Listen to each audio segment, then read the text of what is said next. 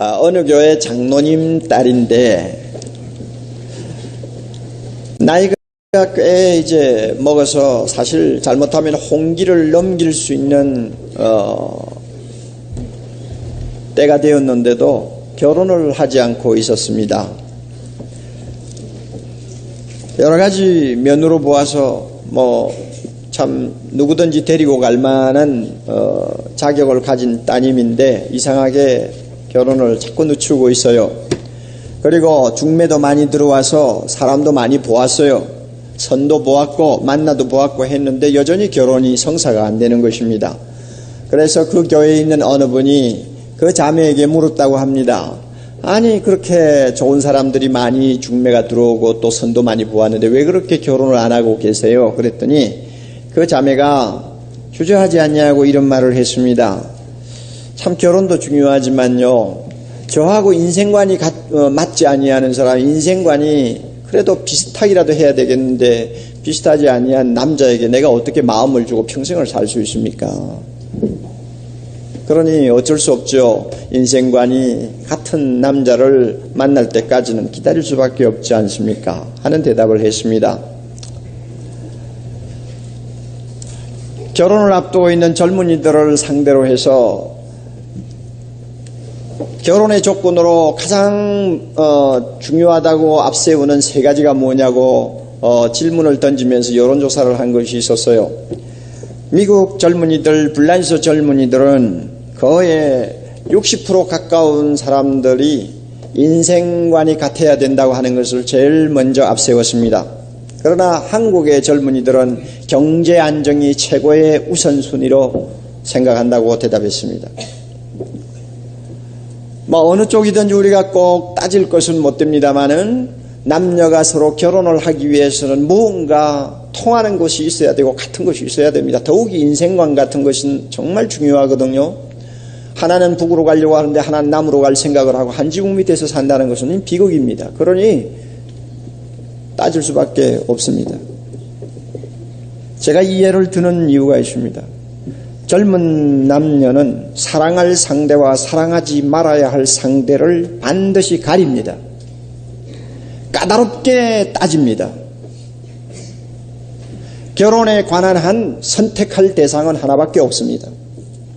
주어야 할 사랑도 하나뿐입니다. 그렇기 때문에 아무에게나 가서 마음을 열고 사랑합니다 하는 말을 할 수가 없는 것이고 결혼식을 올릴 수도 없는 것 아닙니까? 그러니까 까다롭게 따지는 것입니다. 솔로몬을 우리가 잘 압니다. 왕후가 700명이고 첩이 300명이고 왔다 이거 대단한 남자입니다마는 생각만 해도 그냥 현기증이 날 정도입니다마는 그러나 그 솔로몬이 진짜 마음을 준 여자는 하나밖에 없어요. 애굽 왕 바로의 딸이었습니다. 그 딸 공주 하나에게만 마음을 주었어요. 별 수가 없는 거예요. 사람은 마음은 하나뿐인데 어떻게 여기저기 갈라붙입니까? 그 마음을 주려면 선택을 바로 해야 되고 선택을 바로 하면 마음을 주어야 하는 것이 남녀의 사랑에서 흔히 보는 것 아닙니까? 여러분 예수 믿고 구원을 받은 하나님의 자녀에게 있어서 하나님을 사랑한다고 하는 문제는 굉장히 까다로운 문제입니다. 하나님을 사랑하는 문제에 관한 한 이것은 적당히 할 수도 없는 일이요 마음을 여기저기 갈라붙이면서 사랑합니다 하고 말을 할 수 없는 그런 까다로운 문제예요. 왜? 전부를 주어야 되는 사랑이기 때문에 그렇습니다. 나눌 수도 없고 잡된 것이 섞여서도 안 되는 순수한 것을 주님께 드려야만이 하나님이 받으시기 때문에 이게 까다로운 거예요. 마태복음 22장 37절 하나님께서 분명히 말씀하셨습니다. 내 마음을 다하고 그 다음에 목숨을 다하고 뜻을 다하여 주 너의 하나님을 사랑하라. 저는 영어로 with all your heart 할 때 all your heart, all your soul, all your mind 이렇게 말할 때 heart와 mind와 soul이 어떻게 서로가 다른지 나 잘 몰라요. 정확하게 구별하기도 힘들다고 저는 생각합니다. 그러나 분명히 말할 수 있는 것은 이 세 가지는 우리 전부를 가지고 하나님께 사랑을 바쳐야 된다는 이야기입니다. 나의 인격 전부가 송두리째 드려지는 사랑을 하나님께 드려야 된다는 말입니다. 여기에 대해서는 틀림이 없어요. 이렇게 순수한 사랑을 받기를 원하는 분을 사랑하는 문제는 굉장히 까다로워요. 따지지 아니할 수가 없어요.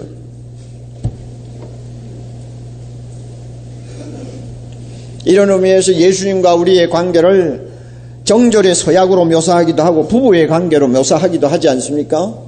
뭐 인생 한 5, 60년 살다가 끝날 남녀가 만나는 일에도 그렇게 까다롭게 따지고 마음을 주느냐 안 주느냐 하고 며칠 밤을 고민을 하는 판국인데, 만군의 여호와 하나님, 우리의 인격, 우리의 마음을 순수하게 받기를 원하는 하나님을 놓고 사랑한다 사랑한다 할 때 그냥 적당히 입으로 때우는 그런 사랑 되겠어요? 안 된다는 이야기입니다.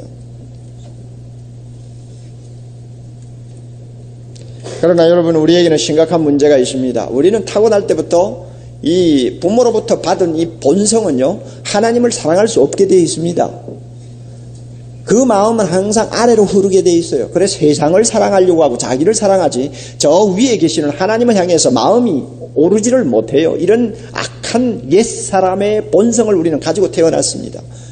그러나 놀랍게도 예수 그리스도를 만나고 그분을 믿은 다음에 성령께서 우리의 마음을 바꾸어 주셨습니다. 새 마음을 우리에게 심어 주셨고 새로운 갈망과 새로운 사랑을 할 수 있도록 우리 마음을 준비시켜 주셨습니다. 그래서 우리에게는 하나님을 사랑하는 마음이 있습니다. 그렇지만은 문제는 여전히 남아 있습니다. 하나님을 사랑하는 새 마음이 나에게 있다고 해서 옛 마음은 없어졌느냐? 세상을 사랑하는 마음은 다 눈 녹듯이 녹아버렸느냐? 아니에요. 그대로 마음 구석에 남아있어요. 그래서 항상 하나님을 사랑하려는 새 사람하고 세상을 여전히 사랑하고 싶어하는 옛 사람하고 자주자주 갈등을 일으키고 싸웁니다. 그리고 종종 보면은 하나님을 사랑하려고 하는 마음을 짓밟아버리고 우리의 모두를 세상으로 그냥 향하게 만드는 무서운 유혹들이 우리에게 옵니다. 그래서 예수를 믿는다 하면서 또 주님과 교제한다고 하면서 하나님을 안다고 하면서 빛 가운데 거한다고 하면서 세상을 더 사랑하는 심각한 탈선을 우리가 자주 범합니다. 아니면 하나님도 사랑하고 세상도 사랑한다고 하는 이상한 논조를 펴면서 우리의 마음에 두 가지를 다 담아놓고 고민하고 실험을 합니다. 우리가 이런 모순을 다 갖고 있어요. 이와 같은 모순투성이인 우리를 향해서 오늘 말씀은 절대로 그래서는 안 된다고 엄하게 경고하는 것을 우리는 듣게 됩니다. 이 하나님의 경고에 대해서 오늘 우리가 귀를 기울여야 합니다. 15절 봅니다. 이 세상이나 세상에 있는 것들을 사랑치 말라. 군두더기가 없습니다. 분명하게 말씀하죠. 이 세상이나 세상에 있는 것들을 사랑치 말라. 거기에다가 덧붙인다면 오직 하나님만 사랑하라 하는 말씀입니다. 왜 하나님께서 이와 같이 엄하게 경고하실까? 두 가지 이유를 오늘 요약해서 말씀드리겠습니다. 첫째는 누구든지 예수를 믿는 이상 세상을 사랑해서는 안 되는 사람으로 변화를 받았기 때문에 그렇습니다. 다시 말해서 하나님보다 세상을 더 사랑한다 하는 것은 상상도 할 수 없는 사람이 되어버렸기 때문에 주님께서 그렇게 엄하게 경고하는 것입니다. 그러면 우리가 어떤 사람이 됐다는 것입니까? 예수 믿고 나서 어떻게 됐길래 하나님만 사랑하고 세상을 사랑하지 말라는 거예요? 자, 12절부터 이제 이 사실을 우리가 좀 검토를 합니다. 성경 좀 유의해 보세요. 참 재미있어요. 성경 아직 별로다 하는 분들이 계실지 모르겠어요. 또 눈에 딱 읽지를 않아서 막 눈이 왔다 갔다 하고 얼른 들어오지 않는 분 계시죠? 괜찮아요, 여러분. 시간이 가면 다 해결됩니다. 그러나 한 가지 알아두세요. 성경에 빠지면은 굉장합니다. 잘 보세요. 자녀들아 하는 말이 나오죠. 또 무엇이 나오나요? 13절에 아비들아 하는 말이 나오죠. 또 13절 끝에 가면 중간에 가면 뭐가 있어요? 청년들아 하고 나옵니다. 이 말을 14절에 가서는 또 한 번 반복해서 아이들아 아비들아 청년들아 하고 나옵니다. 그렇게 하고는 이제 이야기를 합니다. 자, 이 아비들아 자녀들아 청년들아 왜 이렇게 세 가지 호칭을 가지고 부를까? 이 호칭은 각각을 상대로 하는 이야기일까? 이런 문제를 설명하기 위해서 나온 성경 해석자들의 학설이 적어도 한 6가지는 됩니다. 그러나 제가 볼 때 너무 지나치게 따지는 것 같아요. 왜냐하면은 자녀들아, 아비들아, 청년들아 할 때는 예수를 믿는 모든 사람을 다 통합적으로 호칭하는 내용입니다. 다시 말하면 남녀노소, 어린아이로부터 어른까지, 나이 어린 갓난아이로부터 나이 많이 먹은 노인까지 다 포함해서 전부 부르는 이름입니다. 그러니까 자녀는 따로, 아비는 따로, 그 다음에 청년은 따로 이런 식이 아니에요. 예수 믿는 모든 사람을 호칭해서 부르는 말씀으로 저는 받아들입니다. 그 좋은 예가 요엘서 2장 28절에 보면 앞으로 성령이 교회에 임하실 때 어떤 일이 일어나느냐. 너희 자녀들은 뭐 할 것이요? 꿈을 꾸고. 너희 자녀들은 예언할 것이요. 그 다음에 청년들은 너희 젊은이들은 뭐 해요? 너희 젊은이들은 환상을 볼 것이고, 너희 늙은이는 뭐 해요? 꿈을 꾸리라. 자, 그럴 때에, 그러면 꿈꾸는 사람 따로 있고, 환상 보는 사람 따로 있고, 예언하는 사람 따로 있다는 말입니까? 그게 아니고, 어린아이로부터 어른까지 성령의 충만함을 받으면, 하나님 나라를 향한 굉장한 비전을 그 마음에 갖게 된다는 이야기 아닙니까? 그러니, 그것을 그저 다 이렇게 표현하느라고 어린아이 늙은이 또 젊은이 하고 이야기를 하고 있습니다. 마찬가지로 오늘 이 본문에도 예수 믿는 모든 사람을 대상해서 말씀한다 하는 것을 여러분이 아시기를 바랍니다. 그리고 내용이 말이죠. 내용을 보면 마찬가지예요. 여러분, 자녀들아 내가 너희에게 쓰는 것은 너희 죄가 그의 이름으로 말미암아 사함을 얻었으며 하는데, 죄 사함 받은 사람이 어디 나이 어린 자녀들만 죄 사함 받았나요? 그렇죠? 예수 믿는 사람 다 죄 사함을 받았습니다. 아비들아 너희에게 쓰는 것은 너희가 태초부터 계신 이를 알며, 하나님 아는 사람이 어디 아비들만 아나요? 다 알죠. 그리고 14절 가서는 또 내용이 왔다 갔다 하고 서로 교환이 됩니다. 이런 것을 볼 때에 우리 모두가 이 말씀을 받아야 할 사람이라는 것을 우리가 먼저 알아두시기를 바랍니다. 그리고 보세요. 중요한 내용은 3가지입니다. 첫째는 너희 죄가 그의 이름으로 사함을 얻었다는 것이고, 그 다음에 둘째는 뭡니까? 태초부터 계신 하나님을 알고 있다는 것이고, 그 다음에 3번째는 뭡니까? 악한 자를 이기었다는 것입니다. 자, 여러분, 이것은 복음의 중요한 기본 요소입니다. 하나님이 우리 인간에게 주신 참 값으로 따질 수 없는 선물입니다. 우리는 예수님을 통해서 하나님을 알게 되었습니다. 하나님이 얼마나 무한한 사랑을 가지고 우리를 사랑하시는 아버지 되시는가를 우리는 예수님을 통해서 알았습니다. 알았어요. 알았기 때문에 우리는 하나님을 거침없이 아버지라고 부르면서 달려가는 것입니다. 여러분, 우리는 예수 그리스도가 십자가의 죽으심으로 그 보혈의 피로 모든 죄를 용서받고 다시는 정죄함을 받지 아니하는 거룩한 하나님의 자녀가 되었습니다. 할렐루야. 그러므로 우리는 예수님 때문에 모든 죄가 용서받았다는 확신이 있어요. 여기에 남녀노소 차별이 있나요? 예수님이 죽음을 이기고 3일 만에 부활하심으로 우리는 예수님과 함께 사탄의 권세에서 자유함을 얻은 하나님의 백성이 되었습니다. 우리는 사탄을 이겼습니다. 우리는 귀신을 두려워하지 않습니다. 우리는 우상 숭배하는 사람들처럼 귀신에게 벌벌 떨면서 끌려가는 그런 존재가 아닙니다. 예수님 알고 나서부터 그까지 귀신이고 사탄이고 별로 아닙니다. 그죠? 예수 이름으로 한마디 말하면 다 물러가는 줄 우리가 알고 있습니다. 왜 그런가 하면 우리 모두는 이미 예수와 함께 승리한 하나님의 백성들이기 때문입니다. 할렐루야. 예. 우리가 다 이런 은혜를 받았어요. 그러므로 본문에도 보면 너희가 악한 자를 이기었습니다. 너희가 흉악한 자를 이기었습니다. 이때 악한 자, 흉악한 자는 남성 명사입니다. 사탄을 이야기하는 것입니다. 사탄을 우리는 이겼어요. 그리고 여기서 하나님을 안다. 또 뭐가 있어요? 하나님을 안다. 또 뭐가 있어요? 사함을 얻었다. 또 뭐가 있습니까? 악한 자를 이기었다. 여러분, 좀 강의 설교를 들을 때는 좀 연필 좀 들고 와가지고 좀 표를 좀 하세요. 하여는 얼마나 재밌는데. 가만히 있으면 헤매요, 헤매. 저 여러분 설교할 때 뭐 그냥 눈 감고도 적당히 듣고 갈 수 있는 그런 이야기를 안 하잖아요. 아니, 이렇게 값진 말씀이 있는데 왜 적당히 넘깁니까? 다시 말씀해요. 자, 우리가 예수 믿음으로 누구를 알았어요? 하나님을 알았어요. 자, 우리 별관에 계시는 분 대답해 보세요. 우리가 예수 믿음으로 어떻게 됐다고요? 죄 사함 받았어요. 또 어떻게 됐나요? 악한 자를 이기었습니다. 여기에 나오는 이 세 가지 알았고 사함 받았고 이겼다는 단어는 전부 과거 완료 동사입니다. 완료 동사. 뭐 완료 동사라는 걸 참고로 알아두세요. 그게 뭘 의미하느냐? 한때에 알았다는 것으로 끝난 것이 아니다 그 말입니다. 한때에 용서받았다는 것으로 끝난 것이 아니라 그 말입니다. 한때에 이겼다는 것으로 끝난 것이 아니고 아는 것도 지금 그대로 그 알을 통해서 나타나는 계속적인 은혜를 받고 있다는 말입니다. 또 악한 자를 이기었다는 그 승리의 놀라운 능력이 아직도 우리에게 계속해서 체험이 되고 있다는 말입니다. 자, 예를 들죠. 여러분, 우리는 하나님을 아버지로 알고 하나님을 섬깁니다. 그 다음부터는 한 번 알고 끝난 것이 아니고 계속적으로 하나님과 교제를 나누면서 하나님 자신을 체험합니다. 3장 24절 보세요. 3장 24절.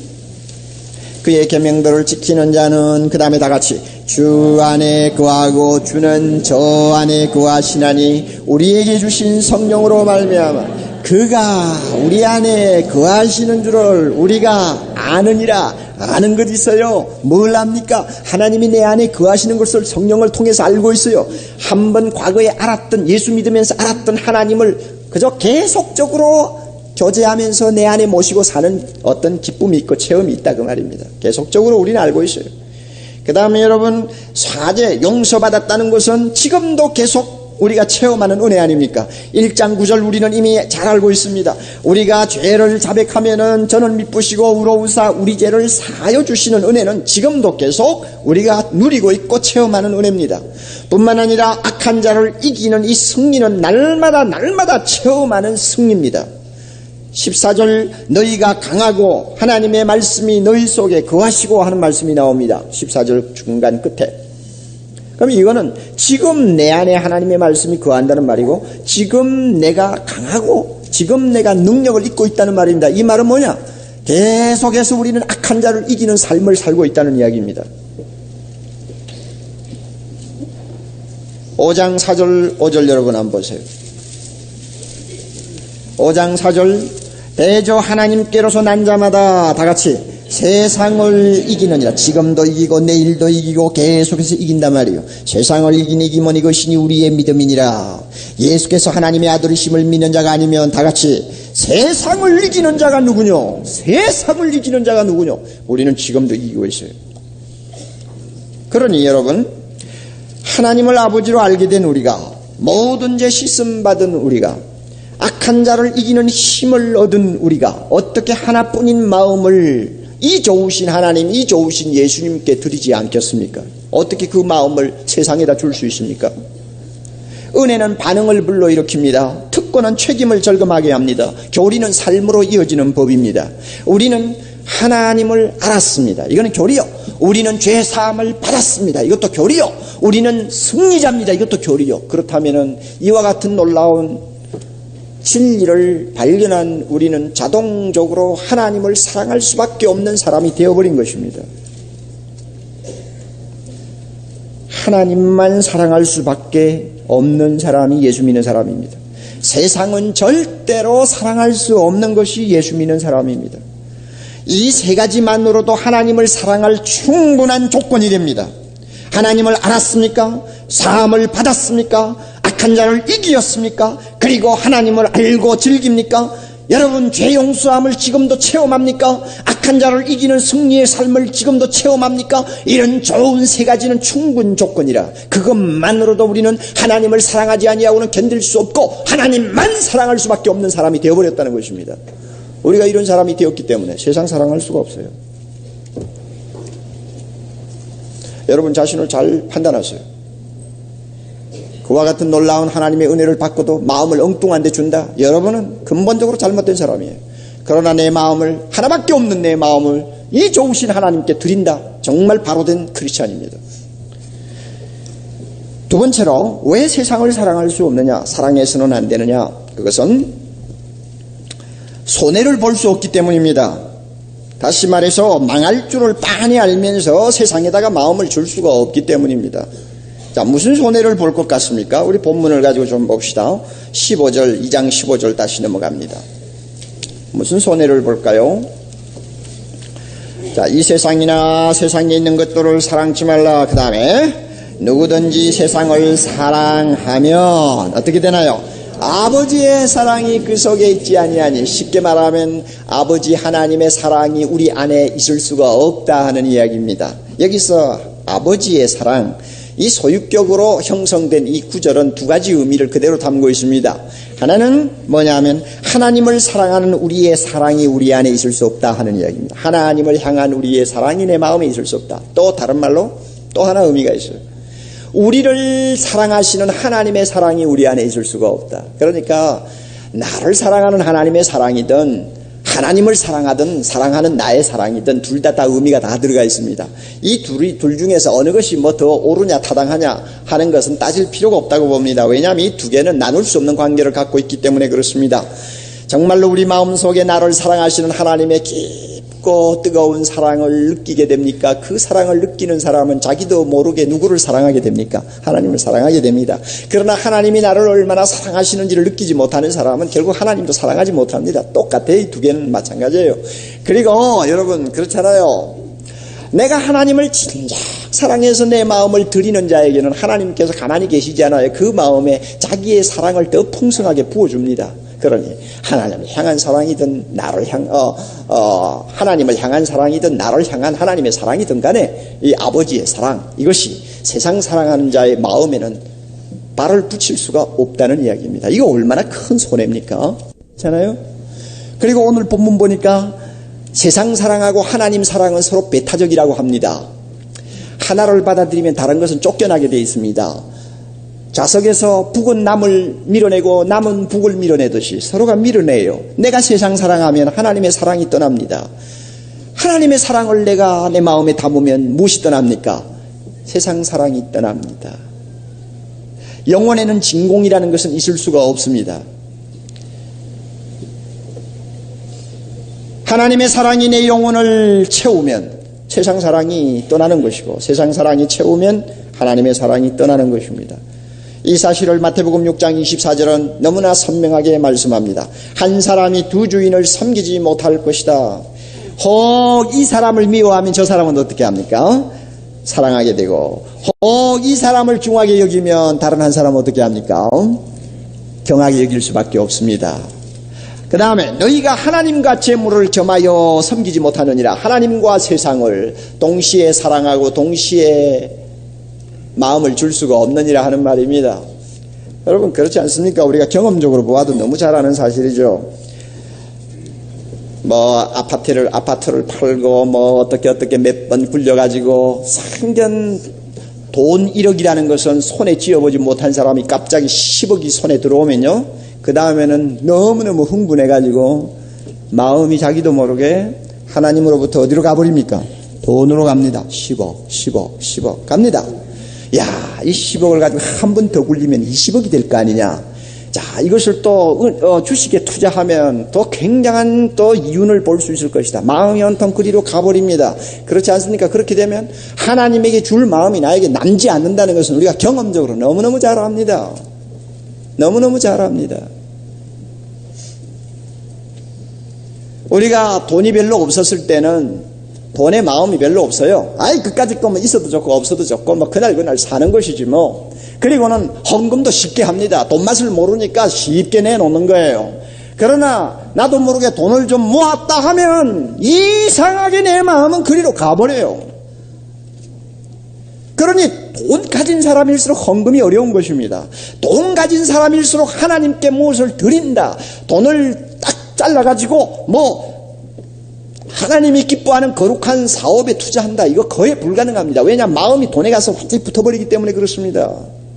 그러니 내가 돈에 마음을 주면 하나님에게 마음을 못 주는 것이고, 내가 하나님께 마음을 주면 돈에다가 내 마음을 줄 수 없는 것이 우리의 입장입니다. 이 둘은 서로가 배타적이에요. 그런데 여러분, 예수를 믿는다고 하면서 하나님을 사랑하지 아니하면 어떻게 됩니까? 손해 막심하죠. 그것은 배은망덕이요 대적자가 됩니다. 하나님을 사랑하지 아니하는 자의 마음속에 평안이 있을까요? 하나님을 사랑하지 아니하는 자의 마음에 기쁨이 있을까요? 진정한 행복이 있습니까? 여러분, 오늘 우리 주변을 보십시오. 하나님을 사랑해야 될 사람이 돈을 사랑하고 세상을 사랑하다가 자기도 망하고 자식도 망하고, 심지어 정신이 돌아버린 사람, 심지어 가문이 완전히 몰락하는 사람, 여러분 한두 건입니까? 텔레비에 신문에 그 사건들을 일일이 어떻게 다 실을 수 있습니까? 예? 우리 한국에서 일어나는 일만 가지고도 어디 텔레비에 그걸 다 이야기하고 신문에 다 이야기를 하겠어요? 얼마나 많은 사람들이 특별히 예수를 믿는다고 하면서도 마음을 하나님께 드리지 않고 세상에다 두었다가 자기도 망하고 자기도 망하고 자식도 망치는 어리석고 바보 같은 인간들이 오늘 우리 주변에 얼마나 많아요. 그런 손해를 보고도 세상을 사랑해요? 그런 손해를 보고도 하나님을 미워해요? 있을 수가 없다는 이야기입니다.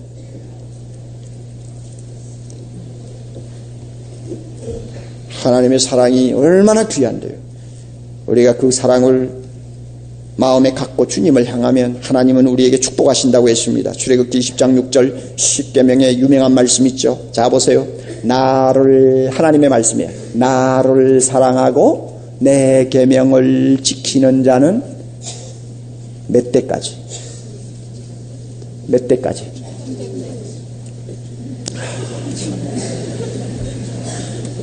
제가 여러분을 뭐 국민학교 학생 취급하는 거 아니에요. 여러분의 마음에 뭔가 하나님의 말씀을 탁 건드리면 그 말씀이 팍 용수철처럼 튀어나오면서 그것이 성령이 주시는 아름다운 음성이 되기를 바라서 제가 지금 자꾸 자극을 시키는 것입니다. 뭐 내 혼자 이야기하고 내려가면 될 거 아니야. 그럼 예배 끝나는 건데 뭐. 그러나 그거보다도 우리가 좀 다시 한번 상기하면서 은혜를 받자 말입니다. 나를 사랑하고 내 계명을 지키는 자는 천대까지 은혜를 베푸느니라. 자자손손이 하나님께서 책임지고 은혜를 주시겠다는데 이 축복을 마다하고 돌아서서 아무것도 주는 것 없이 나중에는 나도 망치고 자식도 망치는 세상을 사랑해요? 어떻게 그런 손해를 빤히 알면서 어떻게 할 수 있습니까? 어떻게 그 손해를 내가 그대로 감수할 수 있습니까? 그런 바보 같은 짓은 할 수가 없다는 이야기입니다. 또 우리가 무슨 손해를 보는지 알아요? 또 본문 봅시다. 16절. 이는 세상에 있는 모든 것이 무엇입니까? 육신의 정욕과 안목의 정욕과 이생의 자랑이니 다 아버지께로 쫓아온 것이 아니요 세상으로 쫓아온 것이니라. 육신의 정욕, 안목의 정욕, 이생의 자랑은 하나님이 주신 것이 아니라 그 말입니다. 이거는 어디까지나 세상이 우리에게 주는 것이라 하는 말입니다. 그러면 보세요. 여기서 세상이라는 것은 자연 만물을 가리키는 말이 아닙니다. 악한 세력에 얼마간 지배를 당하고 있는 인간 사회를 지칭하는 말입니다. 삐뚤어진 원리에 의해서 비열한 욕망, 그릇된 가치관, 이기주의 등으로 혼탁해진 인간 사회를 이야기합니다. 그래서 요한일서 5장 19절에 온 세상은 악한 자에게 속해 있다 하는 말을 합니다. 육신의 정욕이 무엇입니까? 우리 안에 남아있는 옛사람의 본능에서 일어나는 욕망입니다. 에베소 2장 3절 육체의 욕심을 따라 육체와 마음의 원하는 것을 하려고 하는 욕망입니다. 안목의 정욕은 무엇입니까? 외관에 미혹당하여 일어나는 욕망입니다. 눈은 마음으로 통하는 문인데 이 눈을 통해서 내 마음의 정욕이 자극을 받아 일어나는 욕심을 안목의 정욕이라고 합니다. 물론 우리에게는 육신의 정욕과 안목의 정욕은 따로따로일 수 있습니다. 눈으로 보지 않아도 인간에게는 마음에서 일어나는 정욕이 있어요. 그리고 눈으로 보아가지고 비로소 생기는 정욕도 있어요. 따로따로일 수도 있지만은 그러나 사실은 그것은 빈번히 하나일 수 있습니다. 마음에서 일어나는 욕심에다가 눈으로 보는 안목의 정욕이 서로 합작해가지고 만들어내는 작품이 바로 탐욕이라는 것입니다. 우리 안에 이런 것이 있어요. 정욕이라는 것은 그 자체가 악이라고 말하기는 어렵습니다. 본능적으로 소위 영어로 desire라고 하는 이 단어는 우리한테는 여러 가지 욕구를 가지고 있다는 사실을 이야기합니다. 그 욕구들은 인간됨의 본질이요 삶의 원동력이라고 하는 데 대해서는 부인할 사람이 없습니다. 그것이 식욕이든 소유욕이든 성욕이든 간에 정욕으로 표현되는 이 욕구가 어느 정도 건전하고 어느 정도 건강하냐, 어느 정도 강하느냐에 따라서 삶의 의욕도 달라지고 성취욕도 달라지는 것입니다. 그러므로 정욕을 무조건 죄다 나쁘다 할 수는 없습니다. 문제는 그 정욕이 어떤 동기에 의해서 드라이브 되느냐 하는 것입니다. 좌우되느냐 하는 것입니다. 하나님을 사랑하는 것이 동기가 되어 있다면 우리의 욕구는 하나님을 기쁘게 하는 수단으로 쓰임받을 것입니다. 그러나 세상을 사랑하고 나 자신을 위하는 동기가 뒤에서 조종하는 욕구라면 그것은 철저하게 하나님한테서 우리 마음을 빼앗아서 세상을 사랑하게 만드는 악이 될 것입니다.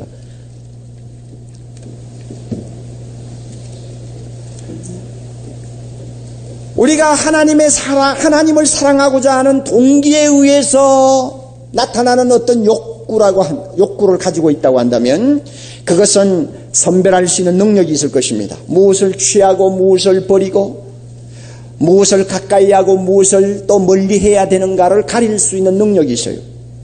또 어떤 점에서 절제할 수 있는가를 알게 됩니다. 아무리 선하게 보이는 것이라도 어느 지점에서 내가 멈춰야 하는가를 압니다. 이것은 뒤에서 하나님을 사랑하려고 하는 동기가 좌우를 하고 있기 때문에 나의 정욕이 거기에 맞게 절제도 하고 가리기도 하고 분별도 하는 것입니다. 이런 것은 좋은 거예요. 그러나 세상을 사랑하는 어떤 동기가 내 정욕 뒤에 숨어 있으면 이거는 절제도 없고 선택도 없고 막 가는 것입니다. 막 가요. 막 가는 것이 뭡니까? 하나님을 완전히 떠나서 그 마음을 세상에다 주어버리는 것입니다. 이것이 악인 것입니다. 여러분, 이와 같은 무서운 악을 알면서 왜 우리가 용납을 합니까? 그리고 이생의 자랑이라는 말이 있죠. 이생의 자랑입니다. 이생의 자랑. 세상에서 자신의 생활 스타일의 긍지를 가지고 자랑하고 뻐기는 것을 말합니다. 뭐 좋은 예가 있지 않습니까? 돈이 있어가지고 자격도 없는데 유학을 가가지고 그저 적당히 돌아다니다가 나중에는 방학 때 돌아와가지고 소위 이제 아름다운 렛대를 붙이고 다니는 젊은이들 있잖아요. 오렌지족인지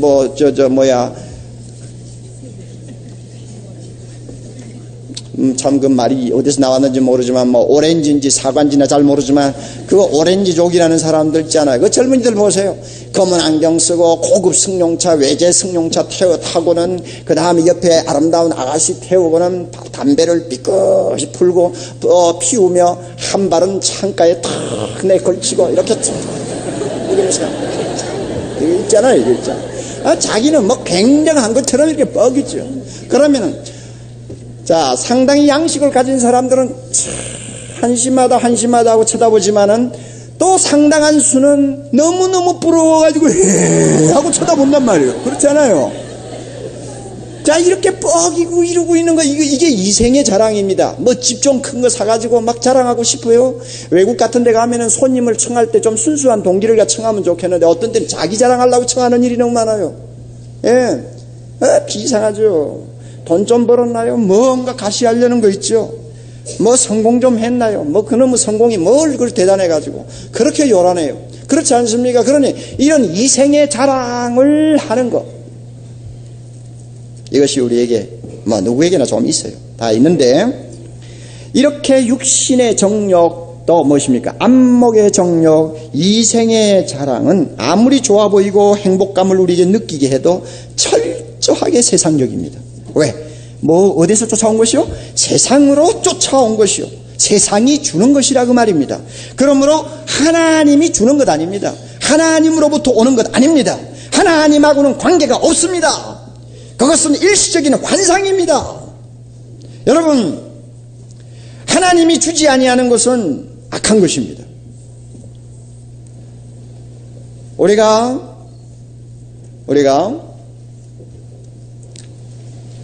성공하는 것도 중요하고 재물을 좀 쌓는 것도 중요하지만은 그것 때문에 내 마음이 하나님을 떠나서 세상을 사랑하게 되었다면 그것을 축복이라고 하지 마세요. 하나님은 그런 축복 주지 않습니다. 그런 무서운 악의 근본이 될 만한 그런 것을 축복이라고 하나님이 주실 리가 없어요. 그리고 뿐만 아니라 이런 안목의 정욕이니 육신의 정욕이니 이생의 자랑이니 이것은 다 세상적인 것이기 때문에 그 다음에 17절 봅니다. 이 세상도 그 정욕도 다 뭐합니까? 지나갑니다. 모두가 일시적인 것입니다. 하나도 우리에게 영원한 어떤 가치를 안겨주지 않습니다. 다 어떤 면에는 거기에 마음을 조금이라도 두었다가는 함께 망합니다. 함께 망해요. 잠깐은 즐길 수 있을지 모르지만 함께 망합니다. 찬송가에 그런 가사 있지 않습니까? 웬일인가 내 형제여 재물만 취하다가 이 세상 물건 불탈 때 너도 타겠구나. 왜? 똑같이 나중에 망하고 말 그런 것들을 하나님이 우리에게 주겠어요. 안 줍니다. 그러므로 여러분 재물을 갖고 있습니까? 명예를 얻었습니까? 그것 때문에 우리의 마음이 세상으로 향했습니까? 그것은 하나님의 축복이라고 말하지 마세요. 하나님은 그런 거 주지 않아요. 오히려 내가 성공함으로, 오히려 내가 물질을 쌓음으로 더 하나님을 사랑할 수 있는 사람이 되고 하나님을 영화롭게 하는 사람이 되었다면 그것은 하나님이 주시는 축복입니다. 우리는 그것을 감사해야 되겠어요. 우리 모두가 바로 분별할 수 있어야 합니다. 그러니 같이 망할 것에 왜 마음을 둡니까? 많이 손해볼 줄 알면서 왜 세상을 사랑해요? 그 다음에 또 있잖아요. 우리가 손해볼 수 있는 것은 또 있죠. 17절 보세요. 세상 것은 다 지나가는데 오직 그 다음에 다 같이 하나님의 뜻을 행하는 이는 영원히 거하느니라. 자, 그렇다면 여러분 정욕대로 살면서 세상 사랑하면 하나님의 뜻을 행할 수 있습니까? 없습니까? 행할 수 없게 되죠. 하나님의 뜻이라는 것은 여기서 지금까지 요한일서에서 나온 이야기를 다 포함하는 것입니다. 죄를 끊어라, 이웃을 사랑하라, 형제를 사랑하라, 하나님을 사랑하라, 세상을 미워하라. 이 네 가지예요. 다시 한번 죄를 끊어라. 그 다음에 뭡니까? 내 형제를 사랑하라. 그 다음에 하나님을 사랑하라. 그 다음 뭘 미워하라? 세상을 미워하라. 이것을 순종하는 것이 하나님의 뜻입니다. 우리가 세상을 사랑하면 이 하나님의 뜻을 순종하지 못하게 됩니다. 자, 그러면 하나님의 뜻을 행하는 이는 영원히 거하느니라 하는데 영원히 산다는 말입니다. 아마 이것은 영원한 나라에서 주님과 더불어 영원토록 하늘의 축복을 누리는 것을 말할 것입니다. 그렇다면 하나님의 뜻을 행하지 아니하는 세상 사람만 사랑하는 사람들은 아무리 교회를 다니다 아무리 주여 해도 결국은 영원히 살지 못한다는 말입니다. 영원히 살지 못한다. 그럼 그 사람 구원받지 못한다는 말일까? 그럴지도 모릅니다. 난 단정하고 싶진 않아요. 그러나 그럴 가능성, 그럴 위험성이 얼마든지 있다는 말입니다. 자, 보세요. 세상 사랑하면 하나님의 뜻을 행하지 못해요. 세상 사랑하면은 영원히 사는 데서 제외될지도 몰라요. 이런 손해, 이런 극심한 피해를 손바닥 들여다보듯이 빤히 보면서 세상을 어떻게 사랑합니까?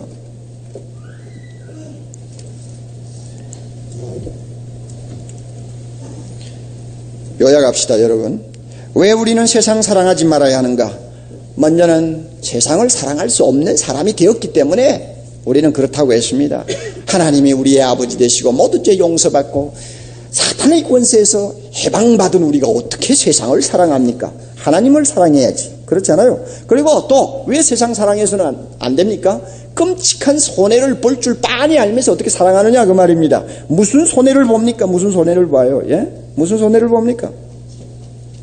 세상이 주는 정욕의 노예가 되어버립니다.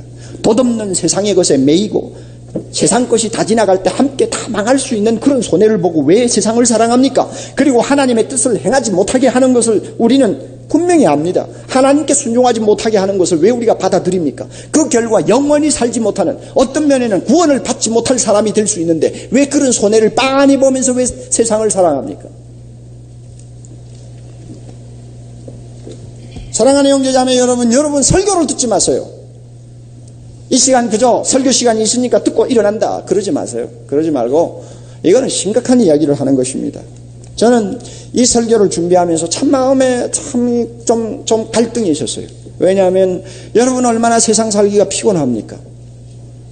우리 중에는 실직을 당한 분도 많고 사업이 내려앉은 분도 많고 가정에 그저 병으로 고통하는 사람도 많고 어떤 면에서는 그저 여러 가지 근심 걱정 때문에 잠을 이루지 못하는 형제들도 많이 있습니다. 제가 너무 빤히 잘 알죠. 그러면 이 무더운 더위에 공간도 좁고 주차장도 불편한데 그래도 교회 와서 하나님께 예배를 드리고자 할 때에는 하나님이 주시는 무슨 위로와 기쁨과 평안과 소망을 좀 받고 가고 싶은 마음이 여러분에게 다 있어요. 저에게도 있어요. 그런데 세상 사랑하지 말라, 하나님만 사랑하라, 세상 사랑하면 망한다 하는 설교를 한다는 것은 어떤 면에는 굉장히 부담스러운 설교일 수 있습니다. 그래서 주님, 내가 이렇게 부담스러운 설교를 해야 합니까? 왜 부담스럽게 느낄까? 이유가 있어요. 제가 여러분의 마음을 너무 잘 알고 있어요. 다는 아니겠지만 상당수의 형제 자매들 마음에는 하나님을 참으로 사랑하지 못하고 있다는 걸 저는 압니다. 하나님도 사랑하고 세상도 사랑하는 사람인 것을 저는 알고 있어요. 마음은 원이로도 육신이 약해서 하나님을 사랑한다는 것은 마음뿐이지 실제로는 안 되고, 실제로는 세상을 너무너무 사랑하고 세상에 너무너무 마음을 두고 정을 붙이고 사는 사람들이 너무 한두 명이 아니라는 사실을 내가 너무 잘 안단 말이에요. 그런 아픈 데를 말씀을 갖고 꼬집는다는 것은 설교자에게 부담이에요. 굉장한 부담이에요. 그러므로 주님, 이런 설교 좀 안 했으면 좋겠습니다. 그럴 때 제 마음에, 하나님을 사랑하는 것은 사는 길이고 세상을 사랑하는 것은 망하는 길인데, 그것을 빤히 알면서 듣는 사람들의 마음에 좀 부담이 된다고 해서 설교를 하기 싫다, 이놈의 자식. 그러고 보니까 저 자신이 병이 들었는지도 모릅니다. 무슨 병이 들었을까? 그저 세상도 적당히 사랑하고 하나님도 적당히 사랑하는 것을 그저 당연한 걸로 받아들이는 내 마음에 병이 있는지도 모른다는 사실입니다. 오늘 목사도 자기도 모르게 이렇게 이상하게 변질이 되어 갑니다. 오늘 말씀을 통해 성령께서 목사나 사랑하는 성도 여러분이나 나도 모르게 하나님도 사랑 적당히, 세상도 사랑 적당히, 그저 그것이 가장 지혜로운 것처럼 생각하고 있는 이 어리석음을 송두리째 뿌리를 뽑아주시기를 바랍니다. 하나님의 말씀은 분명해요. 하나를 취하면 다른 하나를 놓쳐야 되고 둘은 같이 취할 수가 없다고 합니다. 우리 마음은 하나만 담을 수 있는데 어떻게 하나님도 사랑하고 세상도 사랑하느냐 그 말입니다. 안 될 일을 왜 하려고 바둥바둥거리느냐 말입니다. 그러므로 둘을 다 취하다가는 망하는 것이니까 하나님만 사랑하라. 주님이 이렇게 오늘 우리에게 말씀합니다. 옥목사에게도 분명히 이야기를 합니다. 나도 세상 살기 재밌어요. 재밌어요. 아무리 몸이 아프지만 재밌다고요. 병상에 가서 누워서 신음하는 사람들 보면 그 사람들 비해서 내가 얼마나 복이 터진 사람입니까? 아침에 일어나서 튼튼한 다리로 서서 바깥 세상을 쳐다보면서 태양이 떠오르는 찬란한 광경을 보면서 오늘도 뭐 해야 되겠구나 하는 그것이 얼마나 복이냐 말이요. 그러니까 재밌지. 북한에서는 죽인다 살린다 하지만 오늘은 그런 일이 없으니까 얼마나 좋아요. 이거 사는 재미가 있다 그 말이요. 그러니까 이런 생각을 하다 보면 나도 모르게 하나님으로부터 마음이 세상으로 가버려요. 자꾸 가버려요. 그러면서 예배 볼 때 기도할 때나 주여 사랑하는 주님 뻔질나게 말을 하지만은 실제 마음은 엉뚱한 데 가 있는 일이 얼마나 많으냐 말이에요. 이것을 놓고 오늘 말씀을 통해 주님은 뭐라고 합니까? 그건 망하는 길이다. 너 스스로 속는 길이다 하는 이야기입니다. 사랑하는 형제자매 여러분, 하나님을 사랑합시다. 이것이 사는 길입니다. 이것이 축복의 길입니다. 세상의 눈을 돌리지 마세요. 내가 어떤 상황에서 어떻게 세상을 즐겁게 살든지 간에 그것은 다 일시적으로 지나가는 아침 안개와 같습니다. 거기에 마음을 두지 마세요. 하나님의 뜻을 순종하면서 영원히 살기 위해서라도 우리는 하나님을 사랑하는 자가 됩시다. 할렐루야. 네? 저는 참 좋아하는 찬송 하나가 있어요. 기쁨으로 찬양 나오는 건데 여러분, 이와 같은 때에 아마 129장으로 알고 있는데, 이와 같은 때에 난 노래하네, 사랑을 노래하네, 주님께 사랑을 노래하네. 이와 같은 때엔 손 높이 드네 주님께 주님 사랑해요, 주님 사랑해요, 주님 사랑해요. 여러분 일일이 찾지 않아도 돼요. 모르면 가만히 계세요. 아는 분만 저하고 살짝 불러도 돼요. 그러나 중요한 것은 내 마음을 향해서 나도 이런 찬송을 부를 수 있는 자가 되어야 되겠다 하는 것입니다. 거짓말이 아니고 진실하게 부를 수 있는 사람이 되어야 되겠다. 이것이 중요한 것입니다. 우리 마음을 열고 참 주님 보고 사랑해요 하고 고백할 수 있는 우리의 심령이 되도록 성령께서 도와주시면 좋겠습니다. 첫음만. 이와 같은 때에 난 노래하네, 사랑을 노래하네, 주님께.